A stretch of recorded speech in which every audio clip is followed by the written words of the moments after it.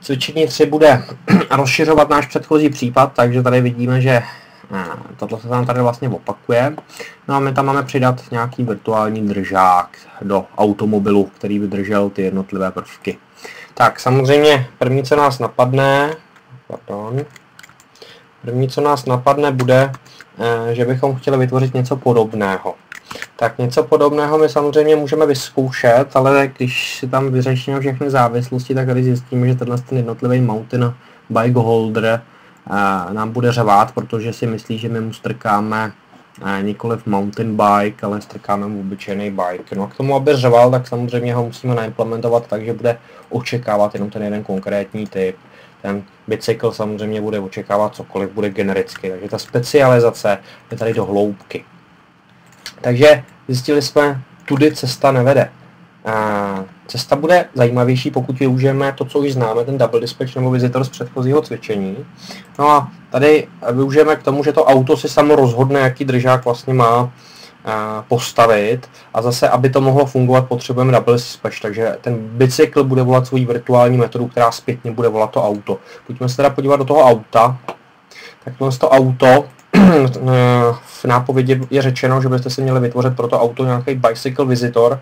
Bicycle visitor nebude nic jiného než nějaké rozhraní, úplně základní, a to nám bude vnucovat tyhle 3 metody, takže cokoliv, co bude bicycle, může navštívit auto. No a my, jelikož už nás to navštíví tím double dispatchem jako ten konkrétní typ, tak už můžeme vytvořit specifický holder pro to naše auto. No a ten holder budeme mít v nějakém seznamu. Můžeme si ho omezit třeba na nějakou délku 4. No a když nám to délka přeteče, tak vyhodíme výjimku nebo prostě nějak jinak inteligentně skončíme. Můžeme si tady udělat i metodu, která nám vlastně vypíše ty jednotlivé typy. Jaký to je držák, jaký nám drží kolo.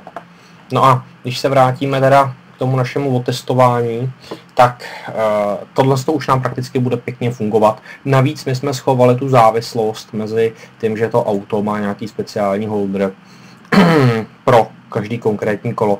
Kdo to ví, jediný, kdo to ví, bude to auto, takže specializuje i na tu znalost. To můžeme zjednodušit, že uděláme takový generický držák.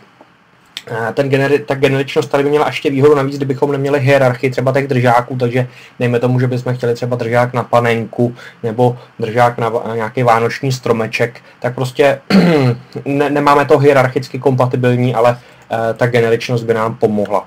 Takže když bychom se podívali na náš generický držák, my ho nazveme any holder, vezmeme si cokoliv, v našem případě se omezíme na cokoliv, co je typu bicykl. No a potom v tom autě, které bude očekávat takovýhle držák, budeme opět očekávat, že cokoliv ten držák může držet, bude něco, co bude typu bicykl nebo jeho potomkem. No a potom tyhle jednotlivé metody samozřejmě budou využívat ten držák a budou si tam dávat ten konkrétní typ, o co se jedná. To je jediné, co se nám tady změní. No a ta vlastní metoda k testování prakticky téměř se nám nezměnila. Navíc, co jsme v té úloze přidali, je, že se tady může nadefinovat barva. Tak v našem případě my tu barvu jsme si přidali jako enum. Ten enum bude velice jednoduchý. Jediný, co tady navíc, že bere 2 atributy a rozšířili jsme konstruktory. To je víceméně celý. Ještě bychom to mohli zakomponovat třeba do jednotlivého description a potom to odrazit i v těch metodách equals a hashcode, pokud bychom je tam měli.